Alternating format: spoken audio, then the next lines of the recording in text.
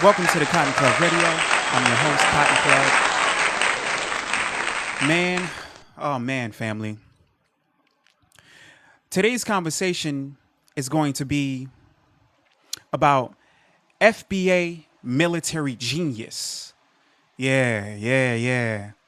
FBA, Black American, foundational Black American military genius.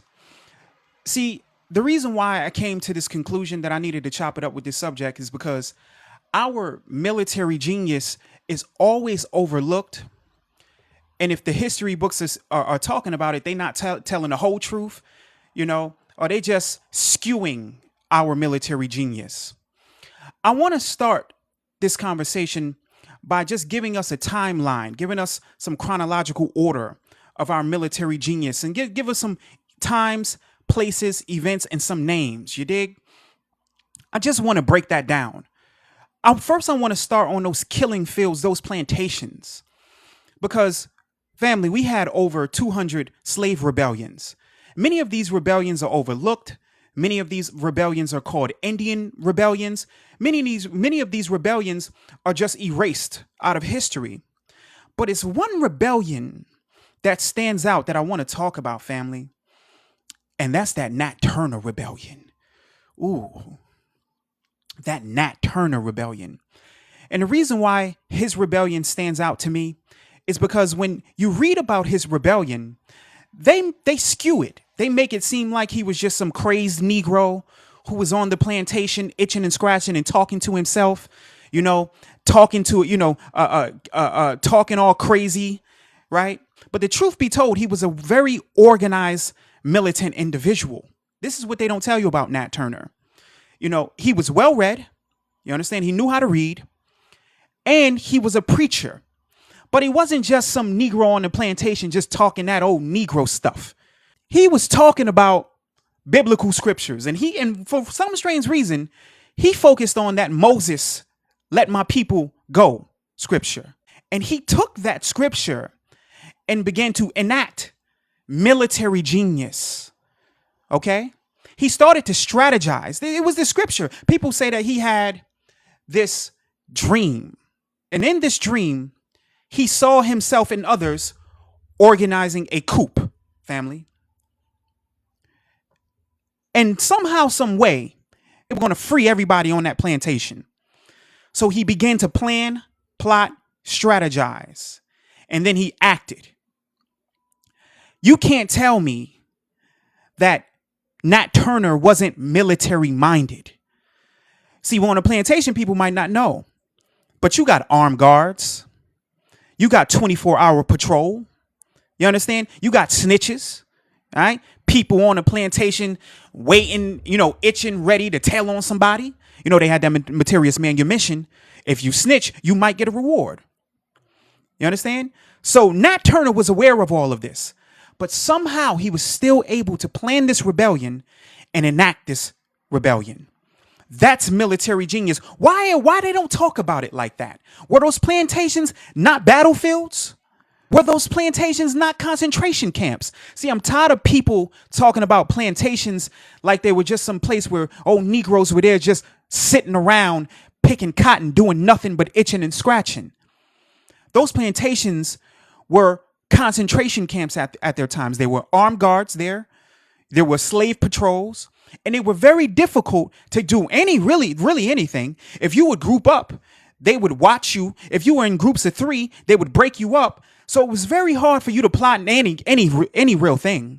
So in order for you to enact something and plot and strategize something, you had to be good, family. You had to be real good. You had to really have some military mind going on. And Nat Turner was a military-minded dude, man. That is overlooked. He wasn't just some Negro on the plantation preaching. How did he know where the weapons loops were? How did he get a machete, a hammer, and an axe, and all? How many people he rebelled with him? Over 60? How did he do that? How did he get over 60 Negroes to rebel with him and put their lives in his hands, put their lives on the line? How was he able to take over multiple plantations? How many was the head count, the YT head count? What they said, 60? Come on, man. Y'all not hearing me. This is the height of antebellum slavery. This man was able to get axes, swords, machetes in the hands of multiple individuals and go on an attempt to free himself and others. If that's not military genius, tell me what it is, family. I don't know what military genius is if that man couldn't organize that situation and fight to get his people free. So when I'm talking about military genius, family, I'm changing the narrative. I'm talking about individuals who were doing military things that don't get credited for doing that. So when we look at those plantations, a lot of that energy got passed on. A lot of that military prowess was passed on during the Civil War. Oh, yeah. Let's talk about that Civil War, because a lot of our people don't get the credit they deserve, family. They don't get the credit they deserve. See, what they did on those plantations was destroy our image. They wanted the world to think that black people were lazy. They wanted the world to think that black men couldn't do anything but dance and sing and pick a banjo. They wanted the world to believe that black women weren't good for anything but laying down and having children. That's what they believed. That's what the YT man kept spreading around the people, kept telling people these Negroes ain't good for nothing. So then the Civil War breaks out, and they still got this mentality that Negroes ain't good for nothing. But guess what's happened, family? The YT boys, they're abandoning the front line. The ones who stayed are getting blown to pieces. The ones that fled, AWOL. They didn't have a head count. See, they paint the Civil War as some YT heroic event. But I'm going to keep it funky with you, family. A lot of those YTs were AWOL. They were fleeing the battlefield. A lot of those Union soldiers were running away. At nighttime, they were sneaking off. They didn't have the numbers. That's why they had the black troops fighting. They didn't want to let black people fight. But them YTs were getting their butts blown to pieces, and they were sneaking off going AWOL. And they were looking around saying, where are these people? We don't have nobody to fight this war. And somebody say, yeah, but them Negroes are there and they carrying water and they cooking and they doing all that other stuff. Somebody said, well, bring these Negroes to the front. Bring them to the front line. They didn't think much, family. They didn't think we was going to do what we did. And guess what, family? We was waiting for our opportunity. Our fingers was itching. We was thinking about all them times we was on those plantations and they wasn't feeding us right. All them times Massa was looking at your lady all crazy and she's sneaking off into the night so you can survive. You understand? How all these little mixed children was popping up and all of these beautiful FBA sisters was popping up pregnant by these white. They was thinking about that, family. You can't tell me, given the opportunity of Negroes who were oppressed at that level, given the opportunity to carry a gun and go out there and go damage something, they weren't thinking about all them times them YTs was doing all that foul stuff to them on those plantations. So they had to go out there and enact their military genius and deal with those people. That's why them Negroes were going all hell on them YTs. They don't talk about the whole truth. We got to change the narrative. Because people paint the picture of these FBA brothers just going out there during the Civil War and just fighting to be free. Yeah, that was a thing. There was some revenge, though. Oh, yeah. Oh, yeah. There was some revenge on their mind, and they was going to make somebody pay for it. Why not? We didn't see what you did to my granddaddy and my great granddaddy. We didn't see what you did to my mama and my aunties. You understand? I'm going to come find you and we're going to deal with you accordingly. That's what a lot of those brothers was thinking. So when they hit those battlefields, not only did they put their lives on the line, they was fighting for a future that many of them knew they might not even see, but they was going to try. And just so happened, they succeeded. These were brothers who said, you know what? I had enough of these people. I had enough. Where they at? Give me a rifle and I'll be back by sundown. And that's what that's what the Civil War was about. It was about brothers enacting that military genius that people don't talk about. Not enough people recognize that. So we see the timeline from those plantations down to that Civil War. Let's talk about that World War I. Yeah. Oh, yeah. We're going to talk about that World War I. Those FBA brothers, what they were calling them Harlem Hellfighters. You know who gave them that name, family? The Germans. You know why the Germans gave them that name? Because they was busting them FBA brothers from Harlem was over there in France fighting those Germans, and they was putting a beat down on them. Them Germans said these Negroes are hell fighters. That's how they got their name, family. So we have to understand that when those brothers were given an opportunity, because let me tell you, a lot of those brothers who were in World War I, who had to go over to France and fight, a lot of them weren't even allowed in the army here. This country wouldn't even allow them in the army.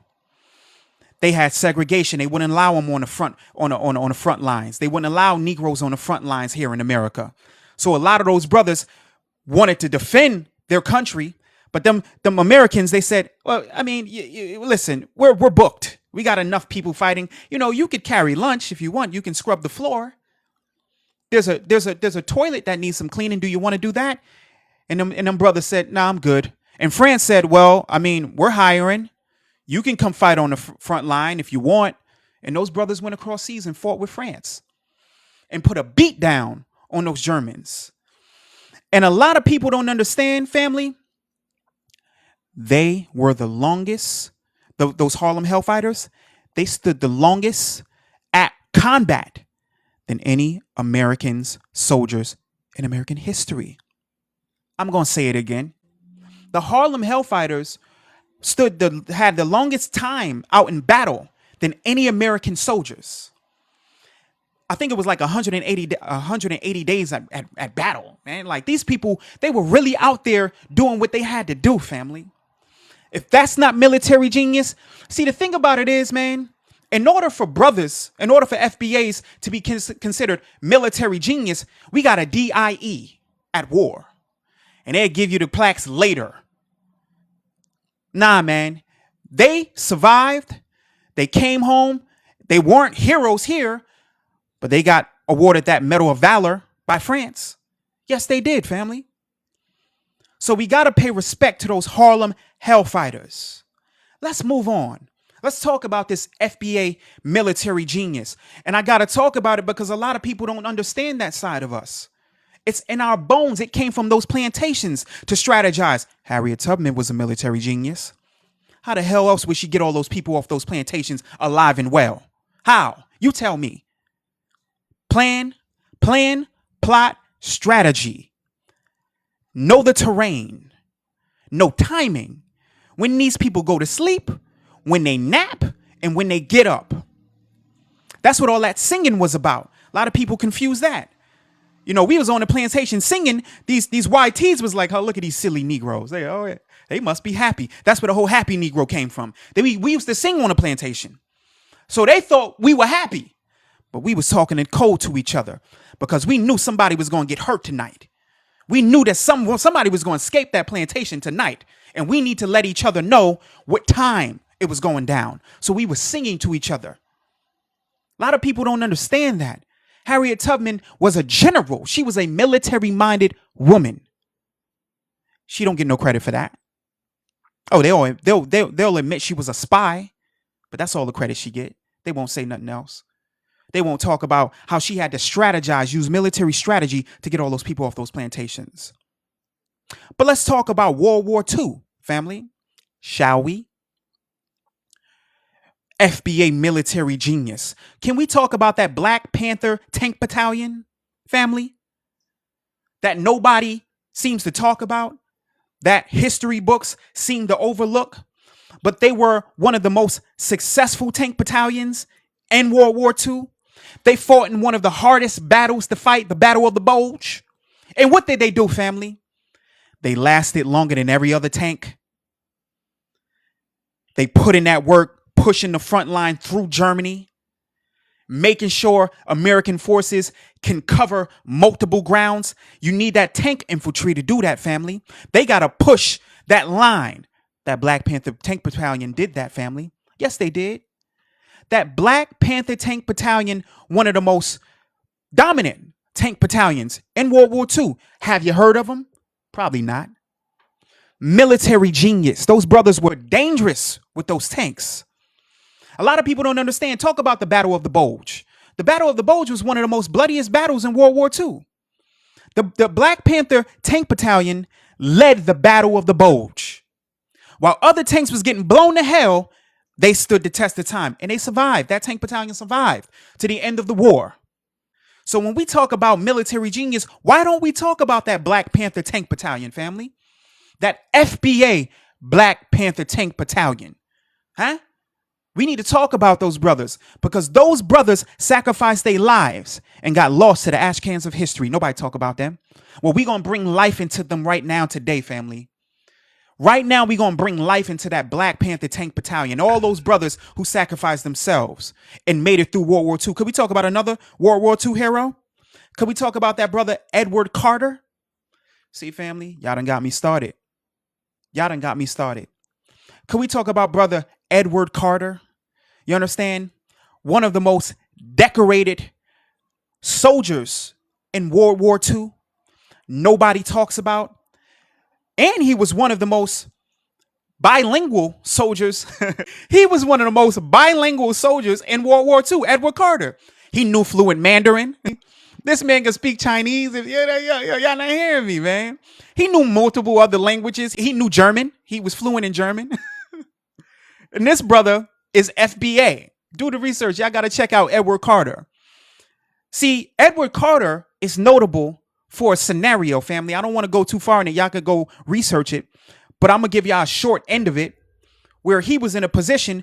Let's just say this. Edward Carter joined the Chinese Communist Army at 14 years old. He was fighting in China against communism. His family then moved back to the United States because they came from the United States. They moved to China. His family moved back to the United States and he tried to enlist. Now, let me just fill in. He was a general, okay? In that Chinese army, he worked his way up to one of the toppest ranks in that army, in that Chinese army. Because of segregation and racism in America, that rank did not pass over. So when he went to enlist in the United States Army, he had to get demoted to staff sergeant, which is the lowest of the lowest. So not only was this man military trained, and a military genius, okay? But because of racism and white supremacy, he had to get demoted to the lowest of low. But that didn't stop Edward Carter. You understand? Edward Carter, even though he had to be led by white people who were less experienced than him and didn't know what the hell they were doing, and he was put in a position in Germany where he had to take a bunker, him and 3 other dudes. Now, this bunker was very vital. You understand? Because there was a lot of intel there. And this bunker, it was right in the area where if they did not take it, they would have eviscerated their whole squad. Long story short, Edward Carter took that whole bunker. He killed 4 German soldiers and took 9 soldiers captive. And while getting shot 4 times, he was able to interrogate those 9 soldiers, those 9 Germans, and get viable intel on where the other bunkers were. And that changed the whole course of that particular battle in World War II. Edward Carter's intel changed the whole course of that whole battle. Had he not done that, a lot more people would have died. If that's not military genius, family, you tell me what is. I don't know. Have you heard of Edward Carter? Do you think they gave him the Purple Heart when he came home? No. But FBA military genius is often overlooked. It's often unappreciated. And many of us, if we don't appreciate our military genius and our heart, because we're not cowards, and our ability to act when necessary and stand for what's right when necessary. Can I talk about those Tuskegee Airmen for a second? They hold the records with some of the most important, brilliant abilities to defend against air attacks in war history. Black pilots. They saved more lives than anybody in the sky. They took down more planes than anybody in the sky. And when they were told that they were inferior and that they were idiots and they couldn't fly, what did they do, family? They showed up and they showed out. While YT pilots didn't even want to get in planes no more because they was getting eviscerated, what did those FBA pilots do? They raised their hand and said, I'll do it. While YT was running out the room saying, I ain't going up there no more, man. They blowing us out the sky. I ain't messing with those Germans. What did those FBA pilots say? I'll go take care of those Krauts. When they were saying, hey, but y'all incompetent. Y'all can't fly no planes. What did they say? I fly pretty good. Better than any pilot I've ever seen. And what they did, family, broke records and saved lives. Military genius. So when I'm breaking down this military genius, I want everybody in this room to understand why I'm saying this. Because a lot of people who don't know us don't know this about us. That is genetic. You understand? Our will, our activism, our need to stand for what's right, our need to resist oppression and to resist YT supremacy is because of our military genius. That's wired in our bodies, in our mind, and in our spirit, in our blood, fiber, and bones. That's been passed on through generation, through generation, through generation. Why do we keep showing up when we need to? When they keep telling us, you ain't nothing. You just some old Negro who can't do nothing. And we keep proving them wrong. We keep putting foot to behind every time. That gotta be DNA. That gotta be DNA. We don't play. We don't tolerate disrespect. And we don't mind showing up and making you swallow those words. And our military genius is not just to brag. I don't like to brag, family. I was told when I was young, you let your actions speak louder than your words. You ain't gotta talk. So when I bring this to the family, this is just to remind us that we ain't just some Negroes out here doing that old Negro stuff. We are prepared. We are military minded all the time. And if called, if necessary, we will defend ourselves and our family. And that's something that these people don't know about us. I don't think YT even know that about us too much. They spend so much time in their bubbles, thinking that we are some people, some street dudes in Chicago. That's the standard for who we are. They underestimate us. They don't know nothing about us. You understand? They must have not heard of those military geniuses, those black Seminoles. Can we talk about them for a second, family? Can we talk about those black Seminoles? Can we talk about Brother John Horse, who is said to be one of the greatest military minds on American soil in history? Who took some Negroes, amalgamated them with some Creek Indians, and created the Black Seminoles. And you know what they did, family? They put one of the greatest beatdowns on the American government in history. What did Andrew Jackson say when he went back? Because they were telling him, man, you got to go out there and go tame those Indians. And Andrew Jackson, what he did, he went out there too. He ain't run into no Indians, did he? He ran into some FBAs. And what they did, they put the major beat down on him, and he ran back to his people. He said, man, those ain't no Indians, man. What the hell are you talking about? You send me over there to go get some Indians. Those ain't no Indians. Those are Negroes. This is a Negro war. This ain't an Indian war. That's what he wrote down. Those were FBAs. See, somebody should have told him. Somebody should have told him, and they were led by John Horse. Brother John Horse was an FBA brother. And he was going around burning plantations to the ground with another brother by the name of Black Caesar, who was his right-hand man. And I'm not going to, and listen, let's be clear. Those Seminoles, those black Seminoles, because the name Seminole comes from the word Cimarron, which means summer, runaway. Those were black indigenous peoples. They were amalgamated Black indigenous peoples. FBA, that's exactly what we are. We're just amalgamated Black indigenous peoples. So when we talk about military genius, I'll tell you a story about John Horse that you probably never heard before. There's a story, and it's interesting because I heard this by a scholar. It was actually a white dude. He was breaking down a story that was told by some Native American dude about John Horse. And this story was passed down through multiple generations. And a YT dude was telling this story. So, I put my ear to it. And you know what he said? He said something real profound. He said some crazy stuff. So he gave a scenario how the Seminoles were fighting against the YT American troops led by Andrew Jackson. And they were at a really good distance, a pretty good distance. And John Horse and the Seminoles were on this side, and Andrew Jackson and them were on this side.